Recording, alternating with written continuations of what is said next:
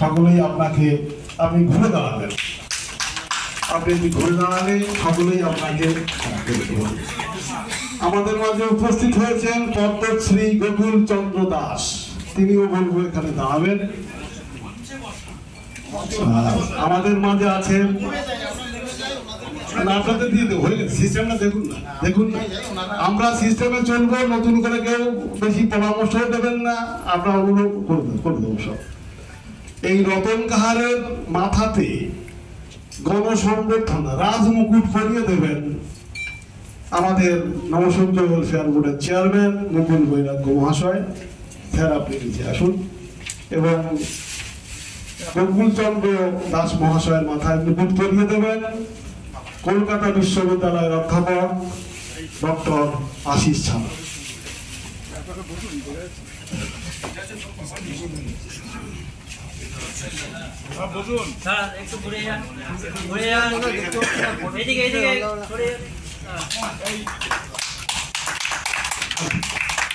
সকলে উঠে দাঁড়াবেন, কারণ বাংলার গর্ব, আপনার নিজের গর্ব, দুইজন পদ্মশ্রীকে নিজের চোখে দেখতে পাচ্ছেন। কাউকে দেখেছেন কিনা অনেকে হয়তো দেখেননি। পদ্মশ্রী কি? সবাই দাঁড়াবেন। আমাদের অমরচাঁদ কুণ্ডুকে সামনে ডাকবো, যিনি এই অনুষ্ঠানের প্রধান পৃষ্ঠপোষক। তার সম্পর্কে আমরা বলবো, আমাদের বন্ধু অমরচাঁদ কুণ্ডু আছেন। আমরা দুজন পদ্মশ্রীকে পেয়েছি, নিজেরা নিজের চোখে দেখে নিন। পদ্মশ্রী খুব একটা পাওয়া যায় না, আমাদের খুবই ভালো লাগছে এবং তাদেরকে মঞ্চে বসার জন্য অনুরোধ করব। সকলে আপনারা কি তুমি দেরি করে এলো? ঠিক আছে, করো। আর একবার হাততালি দেবেন। পদ্মশ্রী রতন কাহার, পদ্মশ্রী গোকুল চন্দ্র দাস। এবং এই ভাগে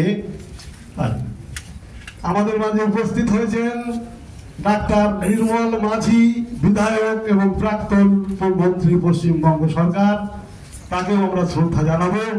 তার মাথাতেও আমরা রাজমুকুট পরিয়ে দেব। তিনি আমাদের নমস্য পরিয়ে দেবেন আব্দুল করিম সাহেব।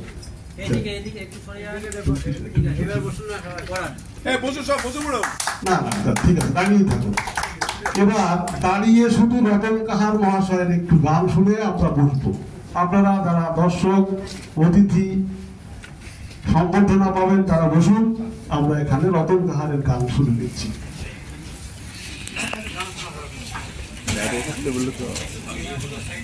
নমস্কার।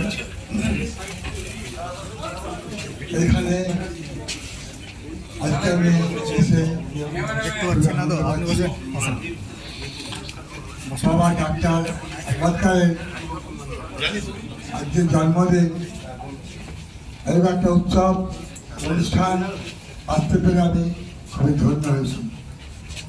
মঞ্চে যারা আছেন উপবিষ্ট জ্ঞানী গুণী, তারা আমার মাথার মণি, তাদের চরণে আমার কোটি কোটি প্রণাম। এবং সামনেও যারা আছেন তাদেরকে আমি নমস্কার, কোটি কোটি প্রণাম। দেখুন, আমি মাটির শিল্পী, লোকশিল্পী। আমি লোকের কথা বলি, যা দেখি আমি তাই বলি। আজ বাবা ডাক্তার আম্বেদকরের জন্মদিনে ওনার কথা নেই। দেশ স্বাধীন হওয়ার সঙ্গে সঙ্গে অনেক গণিত লোকের সঙ্গে আমি দৃষ্টান্ত, ওনার সম্বন্ধে আমার অনেক কিছু কথা জানা আছে। উনি শিডিউল কাস্টের জন্য শিডিউলের যে একটা দাঁড়াবার জায়গা উনি করে দিয়ে দিয়েছেন। নিচতলার মানুষদের কথা উনি ভেবেছিলেন। যখন দেশ ভাগ হয়েছিল তখন উনিও একটা অধিকার নিয়ে দাবি করেছেন। এটা আমি বহুদিন আগে থেকে কিন্তু স্বাধীনতা হওয়া থেকে আমি এটা শুনেছি এবং ভালো শিক্ষিত হয়ে আমরা বলেছি। তো ওনার সম্বন্ধে অনেক গুণের কথা, উনি খুব মহান লোক ছিলেন। ডাক্তার আম্বেদকর, এটা তো আমার যার যেদিন আমাকে ইনভাইট করলো, নিমন্ত্রণ করলো, সেদিন আমি নিজেকে খুব ধন্য হয়ে গেল। আজকে আমি পদ্মশ্রী হয়েছি, আপনাদের আশীর্বাদ পেয়েছি। আজ আমার ভারতবাসীর বা বাংলার মানুষের কাছে আমি খুব গর্বিত। আমি আমি লোকশিল্পী, মাটির মানুষ, আজকে আমি পদ্মশ্রী হয়েছি। তো শুনুন, একটা গান আমি আপনাদের কাছে পরিবেশন করছি, যে গানটির জন্য আমি আজকে বিখ্যাত। সেটা তো একটা ঐতিহাসিক কথা। 1972 সালে আমি গানটা তৈরি করছিলাম।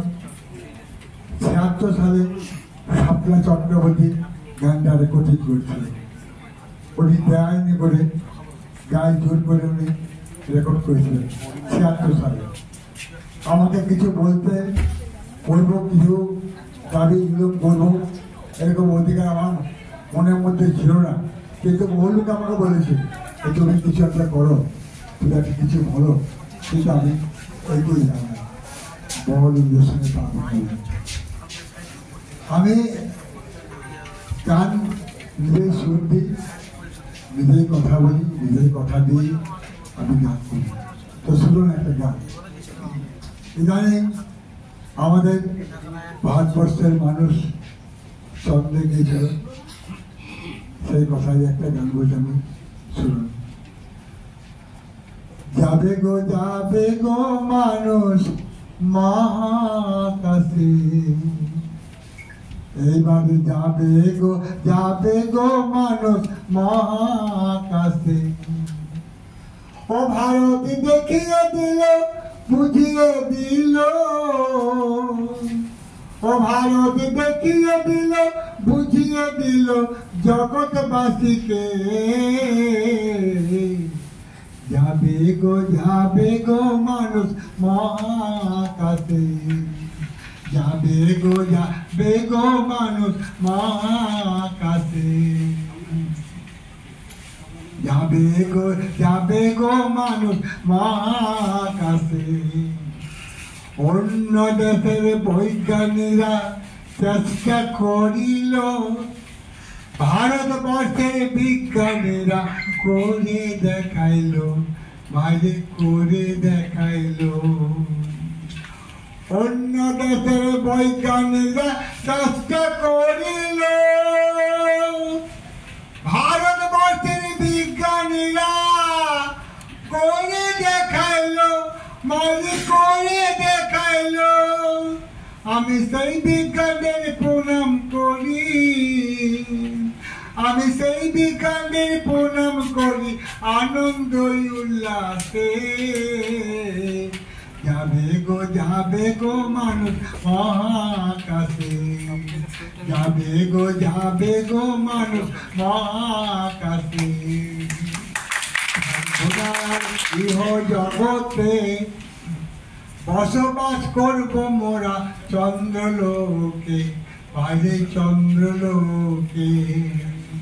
থাকবো না আর ইহ জগতে,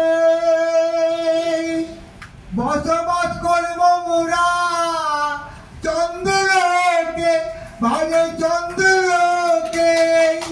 এইবার গবেষণা করছে তারা, এইবার গবেষণা করছে তারা, ও মানুষ থাকবে বাইরেতে। যাবে গো মানুষ মহাকাশে, যাবে গো মানুষ মহাকাশে, যাবে গো মানুষ মহাকাশে।